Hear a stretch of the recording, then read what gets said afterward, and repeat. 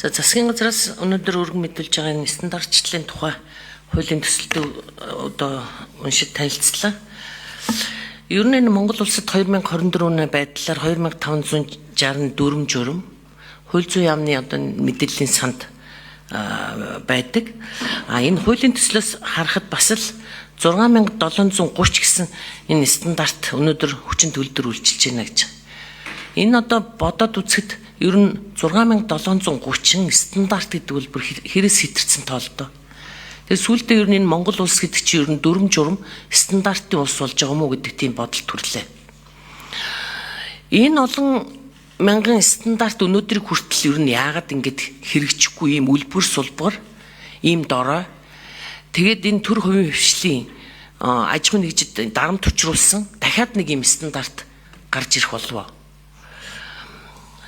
Одоо аж ахуйн нэгжүүд хувийн хвшлийн байгууллага бүр хөгжлийнхэн шатанда дэлхийн стандарт ISO 9001-ийн тухай яриад сууж байхад өнөөдөр бүр 9015, 9025 бүр олон бүр дагсан стандартууд бүр үйлчлээд 10 жил болж байгаа. Төр одоо өнөөдөр төрийн байгууллага нөгөө стандарт ISO 9001-ийг яриад сууж байгаа шүү дээ.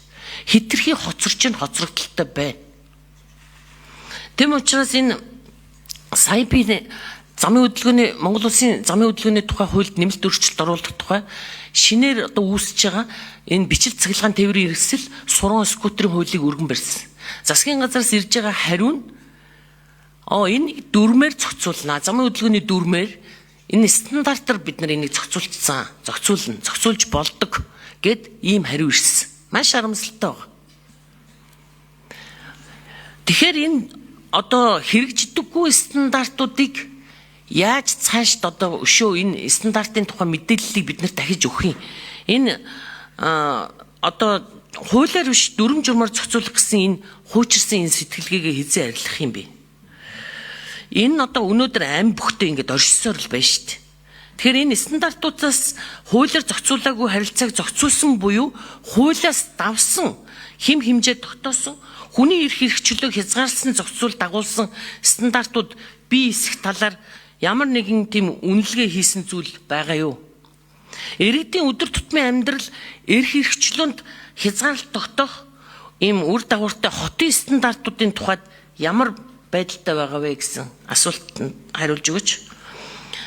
За одоо энэ хуулийн төслийн 24-р зүйлд стандартчлал техникийн зохицуулалт тохирлын үнэлгээний итгэмжлэлийн талаар төрийн захиргааны төв байгууллага 25 За бачмаг шун 1 минут өгье.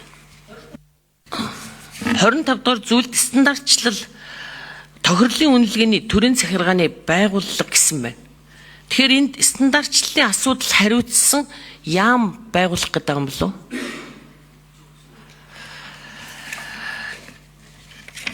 За энэ асуултуудад хариу авъя.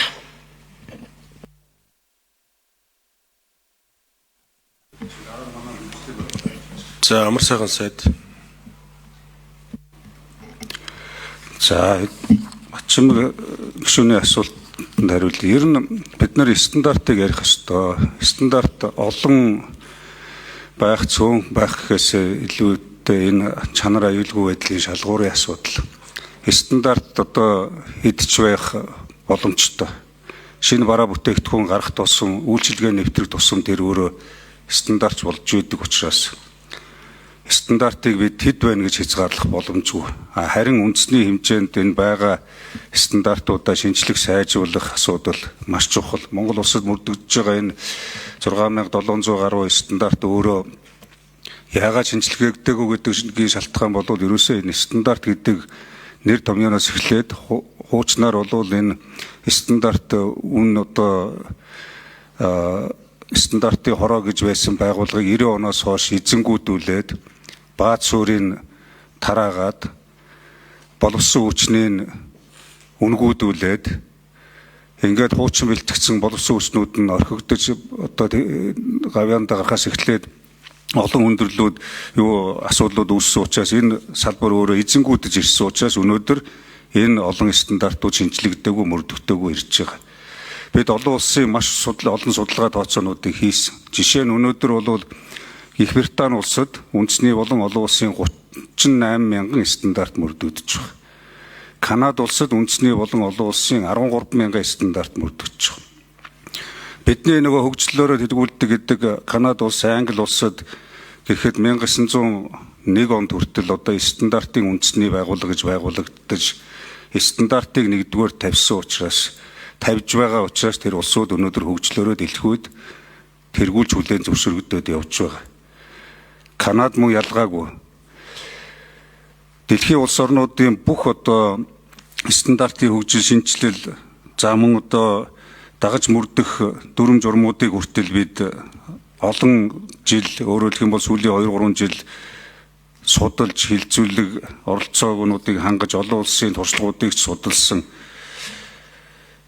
Ийм одоо судалгааны ажлуудаас гадна Монгол улс өөрөө олон улсын ISO, за тэгээд одоо IEC, тэгээд Codex, за бүр цаашлах юм бол энэ олон улсын одоо стандартын байгууллагуудын гишүүн орон гэж явдаг. Тэгэхээр бид нэр цаашаа энэ стандартынхаа асуудлыг үгүй хийх, цөөлөх тухай биш. Харин одоо тэр бараа бүтээгдэхүүн бүхэн мөрдөгж байгаа стандартаа илүү эзэмжүүлэх, сайжруулах, хяналттай байлгах шаардлагатай. Хяналт байхгүй учраас, стандарт байхгүй учраас бид ямар хяналт тавихаа мэдэхгүй байна өнөөдөр. Стандартаа хянаж чадахгүй байгаа учраас энтэй ямар хариуцлага ярихаа хэлж мэдэхгүй. Явган хэрүүл явган яриа болоод дуусчих.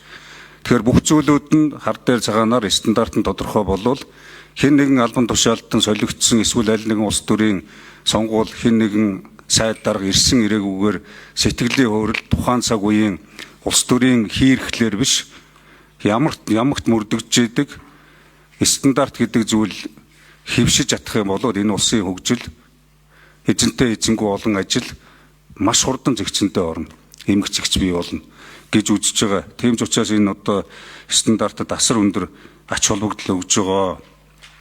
Та бүхэн маань одоо бас энэ чиглэлээр өөрсдөө мэдээлэл судалгаа нэлээд хийж байгаа байх. Энэ өөрөө аюулгүй байдал, эрүүл мэнд, байгаль орчин, барилгын норм, дүрм журм гээл бид өнөөдөр барилгын одоо материал физик шинжилгээ хийж чадж байна.